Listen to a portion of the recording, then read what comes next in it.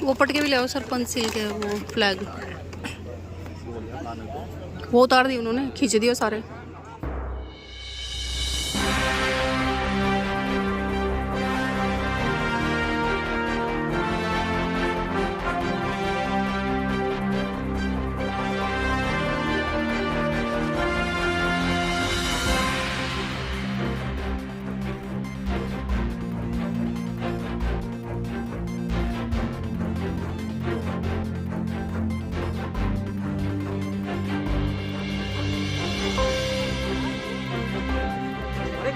ये तो बच गया भाई, सुबह में नहीं होगा ना, ये तो कम से कम।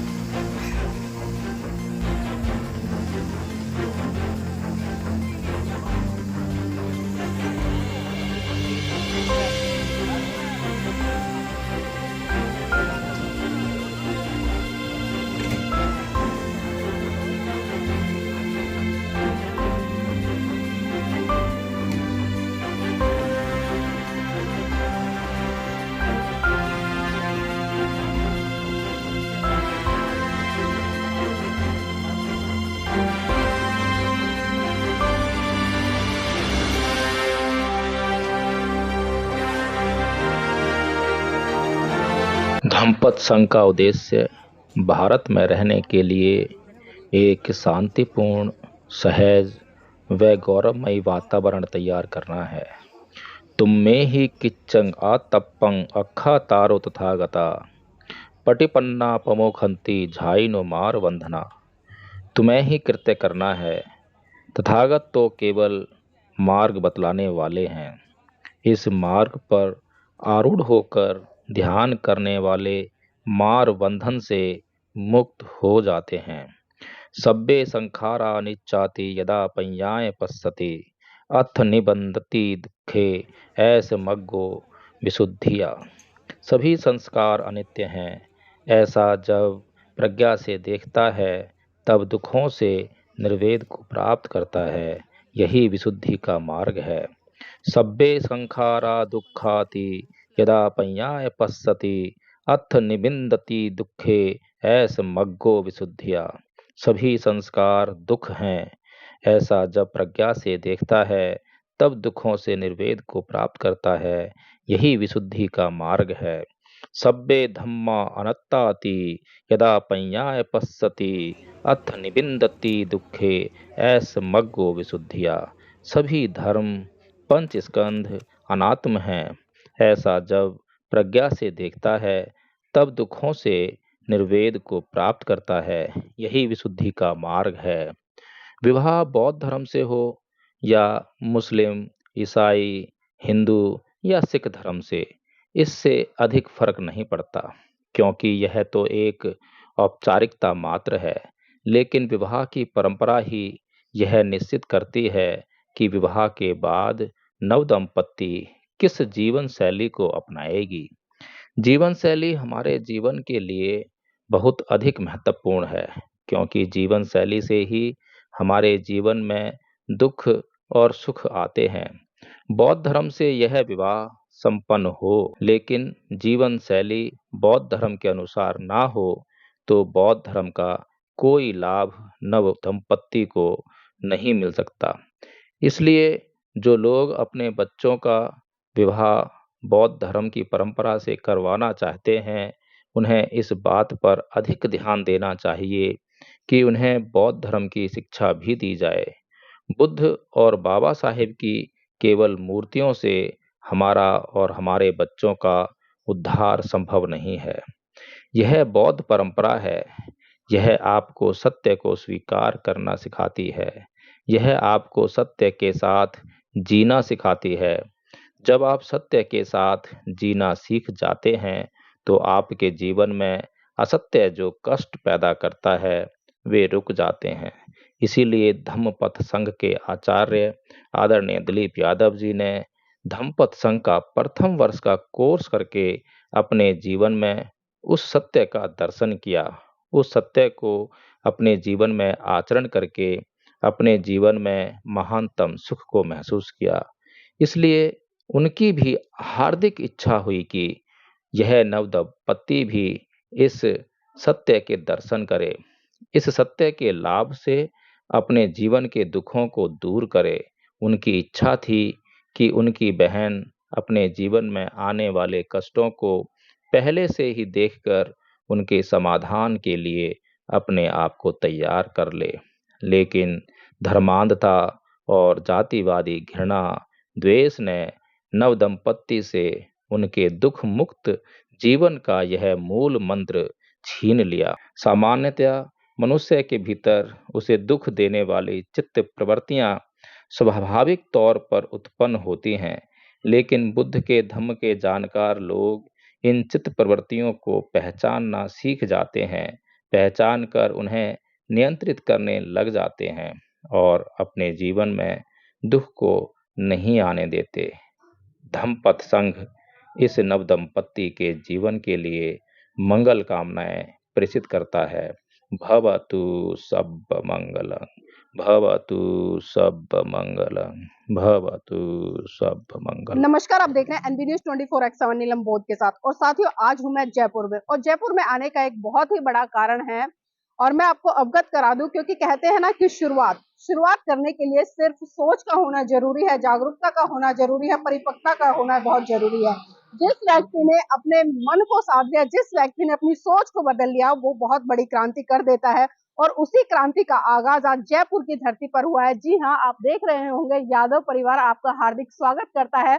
और साथ ही यहाँ पर जो यादव समाज है, और यादव समाज में जो भोगेंद्र यादव जी, आज उनकी जो पुत्री है विभा यादव, उसका विवाह आज एक अलग ही तरह से एक उस संस्कृति से होने जा रहा है, जिस संस्कृति के कारण इस भारत को पूरे विश्व में एक पहचान मिली। और आज हमारे देश के माननीय प्रधानमंत्री जब विदेश में जाते हैं तो बड़े गर्व से कहते हैं कि मैं बुद्ध की धरती भारत से आया हूँ। जी हाँ, ये कोटेशन मैंने इसलिए यहाँ पर कोट की है क्योंकि आप देखिए, जो विभा यादव है, उनका विवाह आज अनिल यादव जी, जो कि दिल्ली के संगम विहार में रहते हैं, उनसे होने जा रहा है। और आइए, मैं थोड़ा सा आपको अंदर लेकर चलना चाहती हूँ और दिखाना चाहती हूँ इस विवाह की खूबसूरती और वो बदलाव, जिस बदलाव की तरफ आज लोग बढ़ रहे हैं। और यहाँ पर अभी शादी की तैयारियां चल रही हैं, बहुत सारे लोग आए हुए हैं। और आइए, मैं थोड़ा सा यहाँ का जो माहौल है उससे भी आपको रूबरू कराऊंगी। तो आप देख सकते हैं, जैसे ही हम मंच की तरफ बढ़ते हैं तो मंच की तरफ सीधे आपको भगवान बुद्ध की सबसे पहले प्रतिमा दिखाई दे रही होगी, और उसके बाद में संत कबीर जी, जिन्होंने की पाखंडवाद पर बहुत बड़े स्तर पर कुठाराघात किया, और जिन्होंने साफ साफ संदेश दिया कि पाथर पूजे हरि मिले तो मैं पूजू पहाड़, तासे तो चाकी भली जो पीस खाए संसार। यानी कि अगर पत्थर पूजने से भगवान मिल जाते तो मैं संसार में बड़े से बड़े पहाड़ को पूज लेता। और उसी कड़ी में आप नेक्स्ट जो तस्वीर है वो देख रहे हैं, वो संविधान के रचयिता परम पूज्य बाबा साहब के, जिन्होंने इस भारत देश के लोगों के लिए संविधान लिखकर एक बहुत बड़ी क्रांति कर दी, और इस देश की तमाम महिलाओं को, और खासकर इस देश के तमाम व्यक्ति को अपने जीवन को जीने के वो तमाम सिद्धांत दे दिए, वो तमाम स्वतंत्र जीवन से जीने के लिए वो अधिकार दे दिया, जिनके कारण आज इस भारत देश के तमाम लोग एक खुले माहौल में अपनी मर्जी से अपने जीवन को यापन कर रहे हैं। और अगली कड़ी में मैं बात करूं ललित सिंह यादव जी। जी हाँ, ललित सिंह यादव जी के बारे में कौन नहीं जानता। सच्ची रामायण का इतिहास जिस तरह से उन्होंने लिखा, और जिस तरह से पाखंडवाद की धज्जियां उड़ाते हुए उन्होंने एक नहीं, दो नहीं, बल्कि तीन बार हाई कोर्ट और सुप्रीम कोर्ट से जीत हासिल की। और इन्होंने केस को जीतने के लिए, मैं आपको बता दूं, अपनी 65 बीघे जमीन को भी बेच दिया था। तो ऐसे महान योद्धा इस यादव समाज में पैदा हुए हैं, और उन्हीं से कहीं ना कहीं प्रेरणा लेते हुए आज यादव समाज के लोग जिस तरफ बढ़ रहे हैं। तो आइए, मैं पूरे परिवार से आपको मिलाती हूँ। देखिए, जिस क्रांति की शुरुआत की मैं बात कर रही थी, यहाँ पर आदरणीय आचार्य दिलीप यादव जी हैं, जो कि धम्पत संघ से जुड़े और धम्पत संघ से जुड़ने के बाद एक क्रांति का जो संचार है उनके जीवन में हुआ और पूरा जीवन उनका परिवर्तित हो गया। तो आज उन्हीं से जुड़ेंगे, उन्हीं से जानने का प्रयास करेंगे कि वो भारत की संस्कृति, जिसके कारण भारत पूरे विश्व में जाना जाता है। जी हाँ, बौद्ध धर्म। मैंने पहले भी कहा था, हमारे देश के प्रधानमंत्री जब विदेश में जाते तो बड़े गर्व से कहते हैं, मैं बुद्ध की धरती भारत से आया हूँ। लेकिन विडंबना है कि बुद्ध की धरती भारत में ही कहीं ना कहीं उस विचारधारा को मानने वाले लोग आज सांकेतिक तौर पर तो बात करते हैं, लेकिन उस धर्म को अपने जीवन में नहीं उतारते हैं। तो इसी कड़ी में आज मेरे साथ में दिलीप यादव जी हैं। दिलीप यादव जी, पहले तो आपका बहुत बहुत स्वागत है एनबी न्यूज में। जी, सभी को जय भीम नमो बुद्धाय।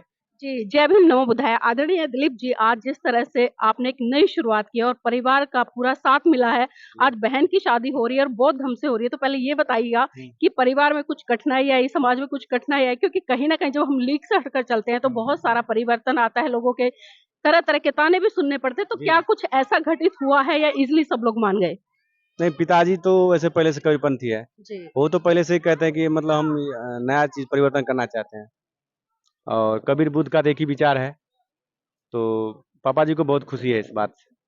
वो तो खैर हम आपके गांव गए थे, हमने देखा पूरा का पूरा गांव कबीरपंथी है, कबीर जी को मानता है, ललित सिंह यादव जी को मानता है। लेकिन आज भी कहीं ना कहीं हम देखते हैं जो यादव समाज है वो कहीं ना कहीं आज भी कर्मकांड, पूजा पाठ, रूढ़िवादी परंपराओं में उलझा हुआ है। लेकिन आप उन सब से ऊपर उठकर एक वैज्ञानिक सोच की तरफ बढ़ रहे हैं, तो कैसा लग रहा है? बहुत अच्छा लग रहा है। बहुत बहुत साधुवाद आपको सभी को आने के लिए यहाँ पर। नहीं, हमें तो साधुवाद है, लेकिन आपने जो क्रांति की है उसके लिए पूरा परिवार और आप लोग बधाई के पात्र हैं। तो जो लड़का पक्ष है उनसे भी बातचीत हो गई है, वो भी एग्री है? हाँ, उनसे हमने बातचीत नहीं किया है और किसी से किया था तो उन्होंने कहा कि जैसे आपको जैसे करना है कीजिए, पूछिए मत किसी से।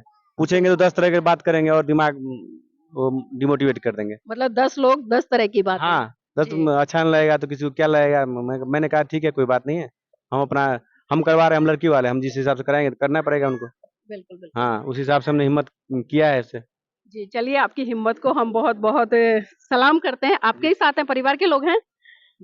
अच्छा, पड़ोसी है। चलिए, पड़ोसी से भी सुन लेते हैं। कोई नहीं, आप बैठिए। सर, नाम क्या है? संदीप गरसा है। संदीप जी यहीं से हैं? जयपुर से हैं। अच्छा, आज यहाँ पर बौद्ध धर्म से संस्कार होने जा रहा है विवाह का, तो पहले देखा है या पहली बार आज देखेंगे? देख रहे हैं, पहली बार देख पहली बार देखेंगे। तो क्या कुछ डिफरेंट लग रहा है अन्य शादियों से जो होती हैं? नहीं, अभी तो डिफरेंट तो कैसे बताइए, देखेंगे तब बताएंगे। हाँ, नहीं देखा नहीं है, क्योंकि देखिए एक माहौल दिखाई देता है वहां पर, जो भगवान बुद्ध है जिन्हें की पूरा विश्व एक मनोवैज्ञानिक कहता है, फिर उसके बाद में कबीर जी है जिन्होंने पाखंडवाद पे बहुत बड़ा कुठाराघात किया, उसके बाद में संविधान के रचयिता परम पूज्य बाबा साहब है, फिर ललित सिंह यादव जी हैं। तो तीनों चारों महान पुरुष एक से बढ़कर एक हैं। तो थोड़ा जी, महान पुरुष है, उनकी तुलना नहीं की जा सकती है अपनी। मैं तो खुद एडवोकेट हूँ, तो अम्बेडकर जी को सलाम करते हैं हम तो। जी। अच्छा सर, एक चीज और मैं जानना चाहती हूँ, क्योंकि भारत देश में बहुत बड़ी बड़ी हस्तियां पैदा हुई, लेकिन भारत के लोग कहीं ना कहीं उन्हें जाति के आधार पर जो उनकी पद प्रतिष्ठा है, उनका महत्व, उसको बहुत कम कर देते हैं। तो ऐसे लोगों को क्या संदेश देना चाहेंगे जो इतने महान पुरुषों को भी, जिनकी विदेशों में मूर्तियां लगाई जाती है, विदेशों में जय जयकार की जाती है, विदेशों के लोग गुणगान करते हैं, लेकिन भारत के लोग जाति के आधार पर छोटा कर देते हैं? जाति के आधार पे अभी तो मेरे हिसाब से जैसे एजुकेशन की ग्रोथ हुई है ना, उसके बाद में जाति पे तो कम हो गया अभी। पर जैसे वोटिंग के टाइम पे जरूर होता है, ये जाति के बेस पे देख सकते हैं अपन। वैसे अब जाति का वो नहीं रहा है, जाति व्यवस्था नहीं है भारत में? नहीं, बहुत कम हो गई पहले की बजाय। लेकिन सर, आए दिन तो अखबारों में इतनी खबरें आती है, आप किसी भी पेज को उठाकर देख लीजिए, हेडिंग उठाकर देख लीजिए कि आप दलित के साथ में अत्याचार हुआ, दलित की बहन बेटी का, और आपके राजस्थान का भी प्रकरण है, इंदर मेघवाल का, कई ऐसी घटनाएं हैं। राजस्थान में तो इक्का दुक्का कभी हो जाता होगा। राजस्थान में आजकल दलित के साथ अत्याचार नहीं होता है मैडम। दबंग हो गया क्या? दबंग हो गए, दबंग इतने हो रखे हैं। आप जानते हो, क्या बोलूं उस चीज के बारे में, ज्यादा बोलूंगा तो अच्छा नहीं रहेगा मैडम। जी, चलिए, बहुत बहुत धन्यवाद है। तो मैडम भी है, मैडम से भी जानूंगी। मैडम, नाम क्या है? मेरा नाम डॉक्टर मंजू चौधरी है। डॉक्टर मंजू चौधरी जी, डॉक्टर भी हैं, चौधरी भी हैं। अच्छा, पहले एक बात बताइए, आपके जीवन में आज आप डॉक्टर हैं, इतना अच्छा जीवन यापन कर रही हैं, तो इसका श्रेय किसे देना चाहेंगी? भाई, मैं तो अपने माँ बाप को दूंगी सबसे पहले तो। माँ बाप को? बिल्कुल, उन्होंने बड़ी मेहनत से खेती पे काम करके हमें बिल्कुल मेहनत करके फिर पढ़ाया है। खेती और काश्तकार थे हमारे मम्मी पापा जी, बिल्कुल पढ़े लिखे नहीं थे। उन्होंने बहुत मेहनत करके हमें आज इस मुकाम तक पहुंचाया, तो सबसे पहले तो उनका ही धन्यवाद है। अच्छा, उसके बाद किसे देना चाहेंगे? उसके बाद तो भगवान को देंगे और क्या। कौन से भगवान? भारत में बहुत सारे भगवान हैं। भाई जो भी अपने मन में जो मानते हैं अपन, जैसे ऐसी कोई वो स्पेशल कोई ऐसे डिफरेंस हमने माना नहीं, अपने तो अपने मन में भगवान मानते हैं कि हाँ है ऊपर वाला जो सबको साथ देता है। भारत में अगर हम एक सिनेरियो उठाकर देखें आजादी से पहले का, आजादी से पहले बहुत सारी ऐसी परंपराएं, बहुत सारे रीति रिवाज ऐसे थे जो महिलाओं के ऊपर अत्याचार, शोषण करते थे, उन्हें पैर की जूती के बराबर समझते थे, पढ़ने का अधिकार नहीं था, घूंघट जैसी प्रथाएं आज भी राजस्थान में हमें देखने को मिलती हैं। तो इन तमाम चीजों से कहीं ना कहीं हम देखें, डॉक्टर अंबेडकर ने जब संविधान लिखा तो पहला ही अधिकार महिलाओं को समानता का दिया, पढ़ने का दिया, स्कूल जाने का दिया, नौकरी करने का दिया, और हिंदू कोड के बिल के माध्यम से उन्होंने तमाम हक अधिकार दी। तो लगता नहीं ऐसे महान पुरुष अगर संविधान में आप लोगों के लिए समानता का अधिकार नहीं देते तो आप स्कूल में भी नहीं घुस पाते। बिल्कुल भाई, महिलाओं का आप देखो विदेशों में उनको राइट टू वोट नहीं था, अपने इंडिया में मतलब सबसे पहले राइट टू वोट स्टार्ट हुआ था अपने यहाँ पे। वोट देने का अधिकार भारत में सब मतलब बहुत जल्दी स्टार्ट हुआ था। विदेशों में मतलब औरतों को वोट देने का अधिकार नहीं था, लेकिन यहाँ तो बिल्कुल बराबरी का है।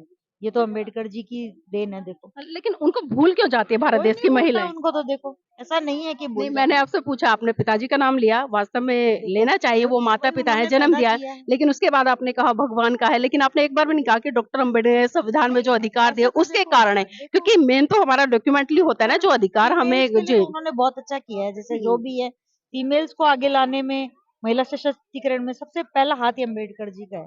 उसके बाद तो मान लो बहुत लोग हैं जो इस चीज को आगे लाए हैं, लेकिन सबसे पहले तो उन्होंने स्टार्ट किया था। अच्छा, आज भारत देश में हम देख रहे हैं बहुत ज्यादा कर्म कांड, पूजा पाठ, आडंबर, इनका बहुत ज्यादा वर्चस्व स्थापित हो रहा है। लोग हम देखते हैं जब बच्चों को पढ़ाने लिखाने की बात आती है तो वो साइंस की बातें करते हैं, डॉक्टर की बात करते हैं, बीमार होते हैं तो मंदिर की जगह वो हॉस्पिटल जाते हैं।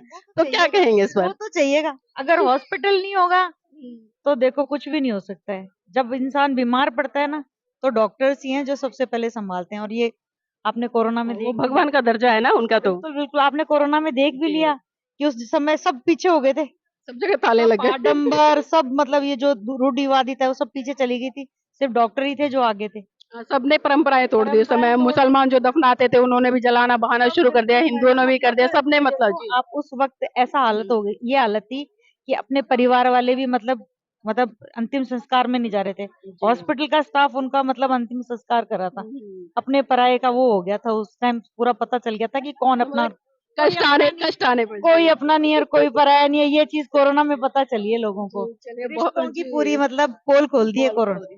बिल्कुल सही बात है, क्योंकि देखिए कहीं ना कहीं जो जागरूक व्यक्ति हैं वो समझते हैं चीजों को और समझते हैं तो उसको अपने जीवन में उतारते हैं। नाम क्या है मैडम?